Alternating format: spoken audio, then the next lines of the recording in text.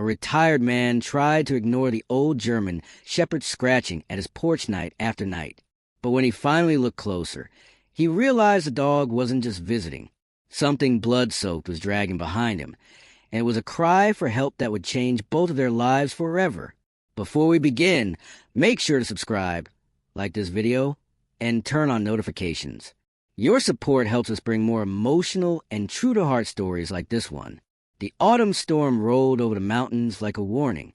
Winds lashed against a rusted trailer where Walter Hayes, a widowed and retired Navy mechanic, lived alone among pine shadows.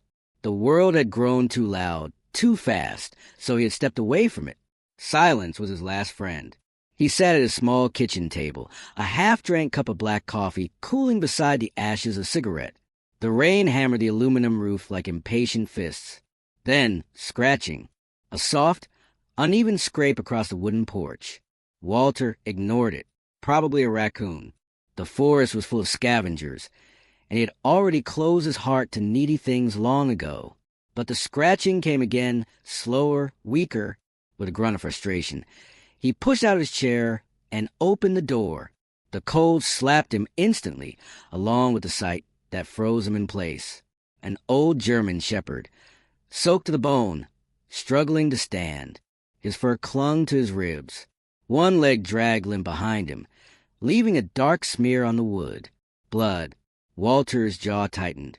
"Not my problem," he muttered. He started to shut the door, but the shepherd lifted his head.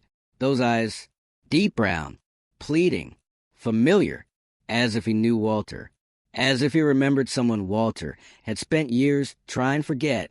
"Go on," Walter whispered, choking on the words. But the dog only staggered forward, nudging something toward Walter's boots. A child's red backpack. Walter's heart slammed into his ribs. Lightning flashed, illuminating a name embroidered across the strap. Mia. He knew that name. Everyone in their town did. The missing girl, gone for 2 whole days. Walter stared at the backpack, then at the wounded dog, and suddenly silence wasn't his friend anymore. It was a prison. "Where is she?" he asked. The dog whimper collapsed, and darkness swallowed a moment as thunder cracked overhead. Walter barricaded the door against the storm, but there was no shutting out what had just entered his life, or what the old shepherd had dragged with him. The child's red backpack sat on the kitchen table, like a flare in the darkness, impossible to ignore. The dog lay trembling beside the heater, fur dripping rainwater onto the floor. He shivered, trying to curl protectively around his injured leg. Walter knelt beside him with a sigh, a reluctant act of care from a man who insisted he didn't care at all. "Hold still, boy," he muttered. He cleaned the deep wound with peroxide and cloth, hands steady from years repairing worse, metal, engines, even people back when he was Navy. The dog whimpered once, but his eyes stayed locked on Walter's, trusting, pleading. Walter didn't like that look. Trust implied responsibility. Responsibility implied risk. Risk was the one thing Walter had sworn to avoid after his discharge. He finished wrapping the leg, tightening the bandage gently. "You're lucky I remember how to do this." The dog's tail gave a faint, exhausted thump. Walter tried desperately to remain cold. "Don't start thinking this is some kind of adoption. Soon as it clears up, you're heading back where you came from." But the shepherd didn't care about words. His gaze drifted back to the backpack. A tiny whine slipped from him, a reminder. "Mia." Walter's chest tightened as he picked up the bag again. He emptied it onto the table. The small flashlight, the pink water bottle, a spelling workbook, the corners soaked, the drawing of Mia and Bruno with a heart between them. Walter stared at the picture far longer than he meant to. The girl had drawn the dog as a hero, chest proud, ears tall, and herself smiling under a bright sun. The dog nudged Walter's arm, urging him back to the only thing that mattered, saving her. Walter exhaled sharply and got to his feet. "I said I'm thinking. Give me a minute." He moved to the window. Wind whipped the trees until they looked like broken bones against the sky. Somewhere in those woods, a little girl was alone, injured, frightened, maybe worse. And Walter, selfish, tired, angry at life, was the only one Bruno had found. The dog struggled to stand, but his injured leg buckled. He fell again with a pained bark. Walter's heart lurched before his head could argue. "Hey, don't do that," he said quickly, kneeling again. "You'll make the bleeding worse." The shepherd pressed his head to Walter's palm, a single moment of pure faith, the kind Walter once gave and had taken from him. He stood abruptly, shaking away ghosts. He grabbed his coat, boots, and the hunting rifle mounted above the door. But Wade tried to leave alone. Bruno barked. Loud. Urgent. He clawed at the floor, dragging himself forward inch by inch. "You're not coming," Walter insisted. "You can barely walk." Bruno ignored him, struggling harder. He pawed at the doormat now, forcing his body to obey loyalty stronger than pain. "Fine," Walter snapped, voice cracking. "You win, but I'm carrying you." He wrapped the shepherd in the blanket again and lifted him, surprised by how heavy the old dog still was. As he opened the door, the storm hurled wind and rain against them like a warning. Trees twisted. Thunder rumbled like a growl from the earth itself. "Just show me where she is," Walter said. "We get the girl and come straight back." "That's it." Bruno barked once. Approval.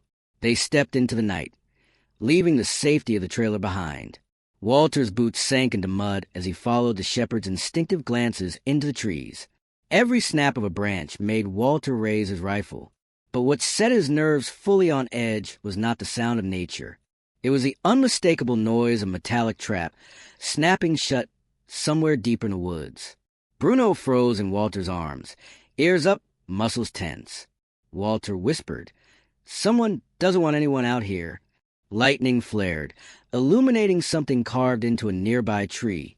A warning symbol, black paint dripping like fresh ink. Bruno whimpered, nudging Walter toward the deeper shadows. Mia was out there, among men who set traps, men who didn't want witnesses. And they were watching. Walter gripped his rifle tighter. The storm roared, but his voice cut through it. "Hold on, kid. We're coming." Lightning flashed again. In the distance, footprints in the mud. Not animal. Boots. And they were heading away from town. But right toward danger. Walter's pulse hammered with new purpose. This wasn't just a rescue anymore. It was a race. The forest swallowed them whole, like a beast accepting sacrifice. Rain fell harder now, bouncing off Walter's coat and soaking through the blanket wrapped around Bruno. Every breath Walter took came out in a cold puff, disappearing into the storm like a fading promise. Bruno lifted his snout, sniffing the air with slow, careful movements. His ears twitched toward a narrow path that cut deeper into the woods.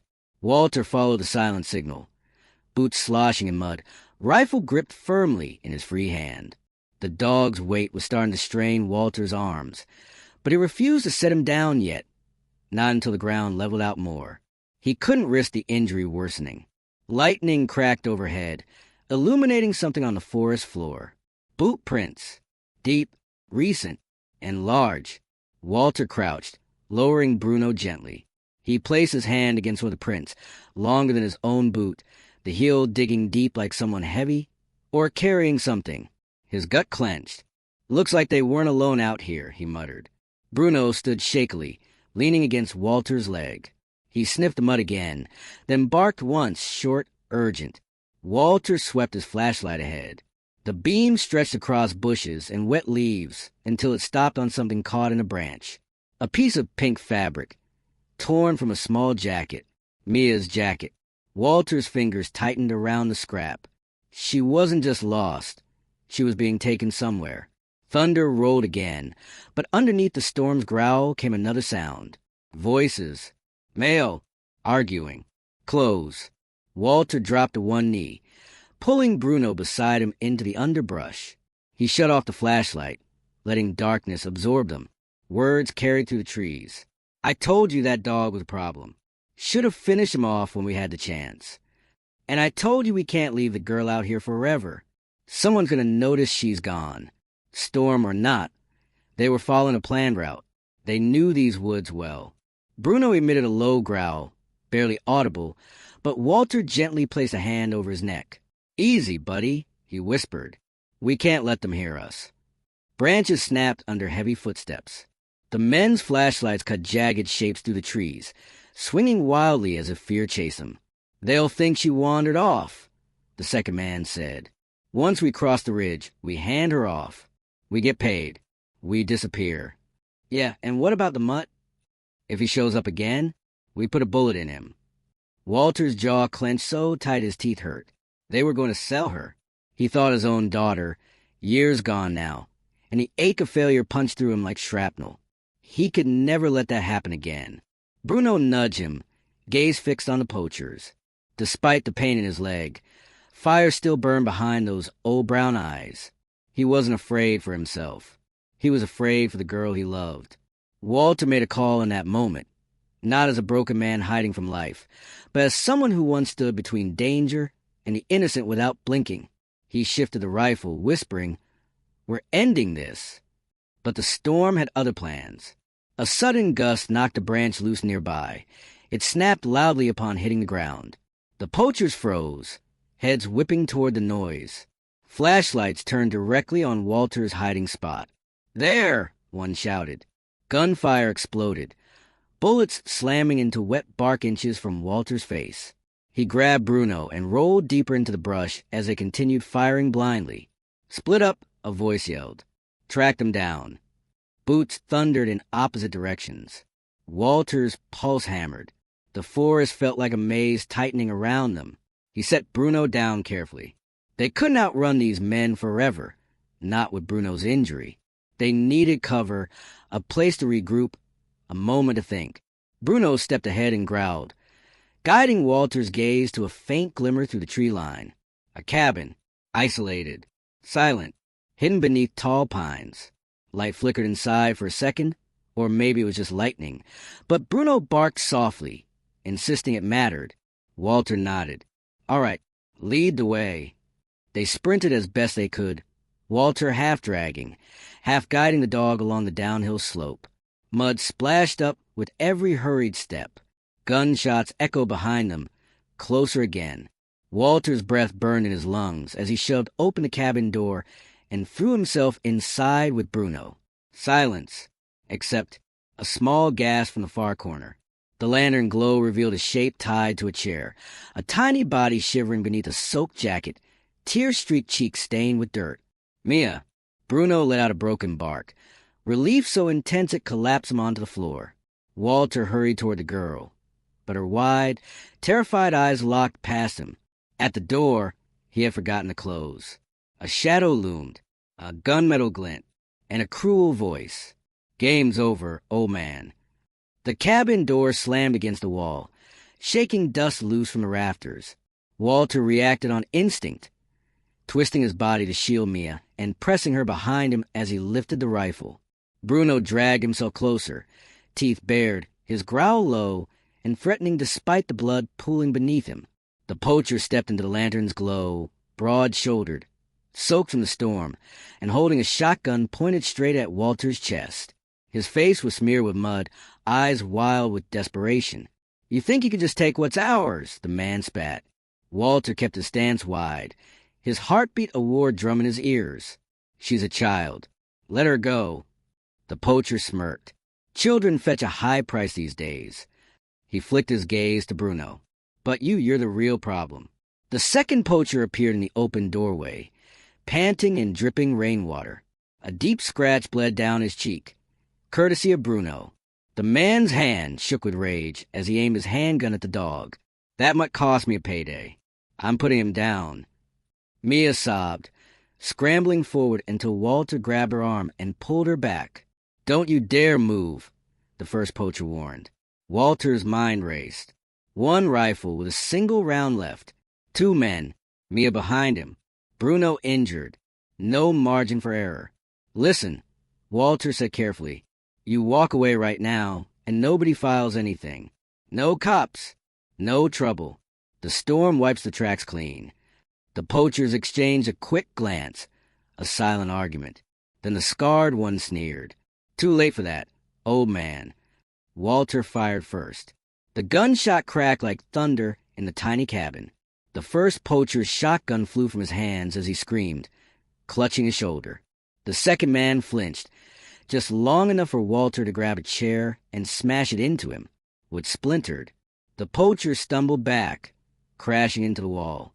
Bruno dragged himself forward, clamping down onto the man's pant leg, shaking it with every ounce of strength left in his aging body. The poacher shrieked and kicked, sending the dog tumbling but not loosening his grip. Walter dived for the shotgun on the ground, but the first poacher recovered faster than expected. He lunged, tackling Walter into the cabin's kitchen counter. The rifle clattered out of reach. The men grappled, knuckles to ribs, elbows to jaw, years of military training grinding against the desperate savagery of a cornered criminal. Walter's breath burned through him as they struggled for control. Mia rushed to Bruno. "Bruno, please," she whispered desperately, stroking his head as he kept fighting through the pain. Another gunshot. Splinterwood exploded near Walter's head. The second poacher had retrieved his weapon. "Try that again," he snarled. And the next one hit someone. Mia screamed and covered her ears. Walter froze, senses heightening. The storm outside roared like the world was ending. The cabin was a cage, the light flickering in terrified rhythms. "Let her go," Walter rasped. "No," the scarred poacher grinned. "She's worth too much alive." "And the dog," the second one sneered maliciously. "He's worth nothing." He raised the gun, right at Bruno. Walter tore free from the man holding him and hurled himself over the table, slamming into the poacher just as he fired. The bullet tore into the floor, inches from Bruno's head. The table crashed, dishes flying like shrapnel. Walter wrestled the gun away and slammed his fist into the poacher's nose. A crunch echoed, followed by a howl of pain. The man dropped. Only one threat left. Walter turned, shotgun in hand, and leveled the barrel at the last poacher who was struggling to rise, blood seeping between his fingers. "Leave," Walter growled. "Now, or I bury you in the dirt outside." The poacher's rage flickered, then fear slowly replaced it. He grabbed the wounded man and staggered backward toward the door. "This isn't over," he hissed. Walter pumped the shotgun once. The metallic clicked loud as a verdict. "Yes, it is." The men ran into the storm, disappearing into darkness. Silence fell, broken only by rain hammering the roof and Mia's ragged breathing. Walter rushed to Bruno, dropping the weapon and kneeling beside him. The dog's breaths were fast, too fast. Walter placed a trembling hand on the shepherd's head. "You did good, boy. Real good." Bruno's tail made a weak, hopeful tap against the floor.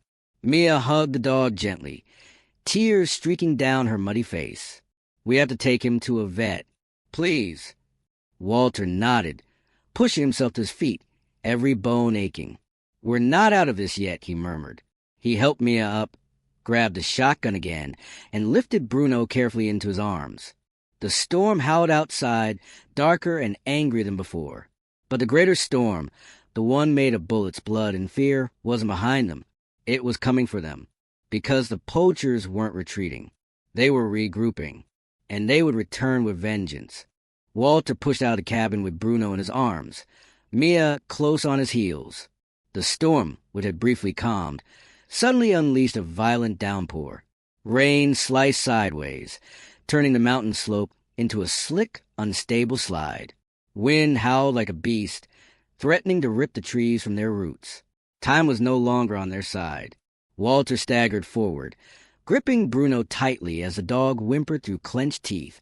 Mia clung to Walter's jacket, her tiny fingers trembling but determined not to let go. Behind them, the cabin light flickered, then vanished. The poachers had cut the power. "They'll be back," Walter muttered, voice strained. "We need to get to my truck." Mia nodded silently, though tears were streaming down her face, mingling with rain. She kept one hand on Bruno's fur, whispering, hold on, boy." Bruno's breathing was shallow. His weight dragged harder in Walter's arms. Like gravity itself wanted to claim him. Walter shifted him to ease the pressure on the wounded leg. But Bruno yelped softly. "Sorry, buddy. Just a little farther," Walter said, pushing his own pain aside. Lightning flashed, illuminating broken branches and a steep path down the ridge. The storm had swallowed the trail, they'd used earlier, footprints filled with water, erased, as if the forest was trying to hide every trace of them. The distant roar of engines cut through the thunder. The poachers were coming on ATVs, faster now, angrier, hunting in the dark. Walter's pulse spiked. Move! They stumbled down the incline, sliding more than walking. Walter dug his heels into mud but lost footing, tumbling sideways, twisting to shield Bruno and Mia from impact. They rolled through wet leaves until they crashed against a fallen pine. Pain ripped down Walter's back. The rifle strapped to him jabbed hard into his ribs. He shoved himself up quickly, gasping. Mia groaned nearby, clutching her knee. "You okay?" he asked. She nodded bravely. "What about Bruno?" Walter turned. Bruno hadn't made a sound since the fall. His heart dropped. "No, no, no." He placed a hand on Bruno's ribs. A breath. Weak. But there. Bruno blinked up at him, eyes pleading, but determined to keep going. Walter forced a tight smile. "Still with us. Good boy." The engine roars grew louder, lights sweeping to the trees above. Not much time. He hoisted Bruno again, muscles burning. Mia limped beside him as fast as her injured leg allowed. Walter guided them toward a narrow deer run that cut beneath low-hanging branches. "We're almost there," he said, not sure if it was true, but needing them to believe it. A gunshot exploded, bark spraying near Walter's head. "They found us." Mia cried. Walter ducked, adrenaline exploding through his veins. He scanned for cover, a fallen tree trunk, thick enough to shield them. He dove behind it, pulling Mia and Bruno close. "Stay low," he ordered. Headlights sliced through rain, unpredictable beams searching for shadows to shoot. Walter chambered a round in the shotgun, his last shot. He inhaled, steadying his hands. One chance, one heartbeat. A poacher stepped into view, shotgun raised. Walter fired. The blast echoed like a cannon. The poacher dropped, rolling down the hill with a scream drowned in thunder. But more voices answered. 4 or 5 men now, their fury rising. "They're trapped." "Spread out." Walter's strength was fading fast. His leg throbbed from the fall, shoulder bleeding from earlier. Cold seeped deep into his bones. He gritted his teeth. "We push on. We don't stop." He lifted Bruno again, arms shaking, and trudged onward. Mia followed, sobbing but brave. Through the trees, 200 yards below, Walter finally spotted the faint metallic reflection of his truck, barely visible in the storm. "We're going home," he whispered to Bruno. But fate was not done testing them. A shot rang out, and Bruno jerked violently in his arms. Walter froze, terror ripping through him. "Bruno?" The dog whimpered, but didn't stop breathing. The bullet had grazed his side, another wound added to the list of battles he'd already refused to lose. Walter roared into the storm, voice breaking.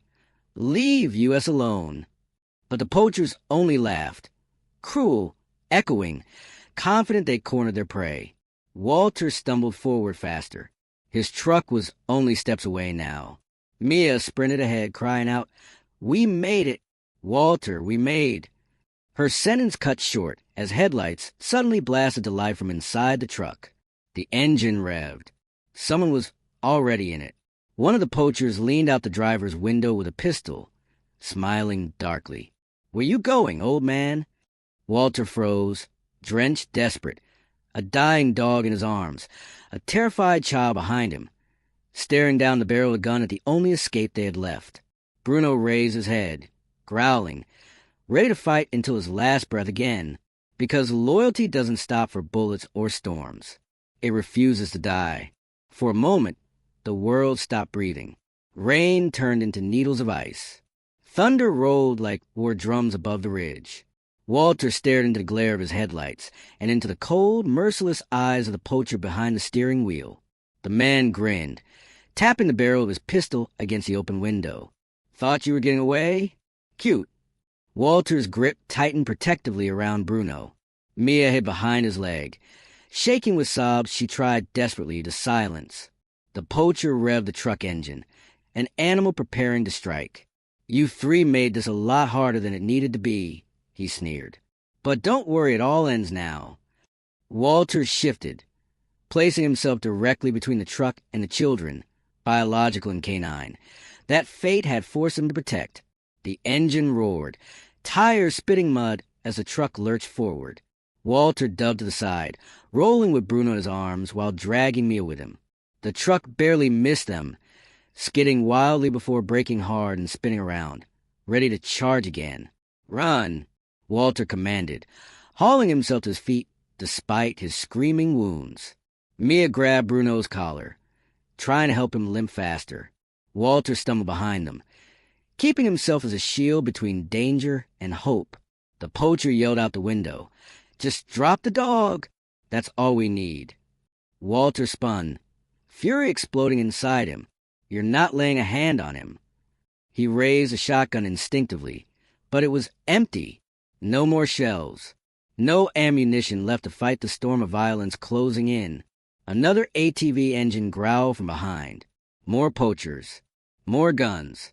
Walter's lungs felt like they were being ripped apart. Every step was agony. But Bruno kept pushing, head low, ears flattened, refusing to fall. Mia sobbed encouragement through the wind. "Come on, Bruno. Almost there. Don't stop." Headlights flared behind them again. The truck spun forward, accelerating. Walter knew he couldn't outrun a vehicle, but maybe he could outsmart it. He grabbed Mia's shoulder, pointing toward a massive spruce tree uprooted by the storm. Its roots twisted into a jagged wall. "Behind that tree. Go." Mia pulled Bruno with her, ducking into the narrow gap between the roots and the trunk. Walter turned to face the oncoming truck, alone. He spread his stance, rain dripping off the shotgun in his hands. The poacher aimed the truck straight at him, headlights burning through the downpour. "You should have walked away," the man growled through the window. Walter didn't flinch. "I did that once," he said quietly. "Never again." The poacher slammed the accelerator. The truck shot forward like a bullet. Walter waited, and then he dove aside at the last possible second. The truck smashed directly into the fallen tree. The explosion of impact shook the ground. Glass shattered. The hood crumpled like paper. Steam hissed from the radiator. Silence for one heartbeat. Then the poacher in the truck screamed in pain, trapped inside the wreckage. Walter didn't have time to celebrate. The other poachers stormed in on foot, yelling and firing blindly into the dark. Mia curled tighter against Bruno, covering his head with her arms. Walter sprinted back to them, snatching up the poacher's dropped pistol along the way. He slid into position just as two poachers burst into view. He fired one shot, two shots, forcing them to dive for cover behind boulders. The third poacher, the one with a scarred face, raised his rifle and aimed directly at Mia. Walter saw the barrel flash. Bruno reacted first. With a hoarse, defiant snarl, the old German shepherded through his body in front of the bullet's path. The round hit him. Hard. Deadly. He collapsed into the mud, breath knocked from his lungs. "No!" Mia screamed, dropping to the side. Something primal ripped free inside Walter, a sound not entirely human, fueled by heartbreak, rage, and the desperate need to protect what little he had left. He fired again. The scarred poacher spun and fell, rifle dropping into the ferns. Sirens suddenly wailed in the distance. Backup finally arriving, red and blue lights reflecting through the storm like salvation. The remaining poachers fled, disappearing into the woods before the authorities could catch them. Walter dropped the pistol and fell to his knees beside Bruno.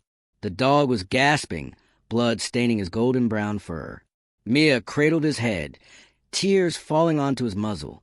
"Bruno, please stay," she whispered. Walter pressed a trembling hand to the shepherd's chest. His voice broke. "You're okay, boy, you're okay, you just hold on."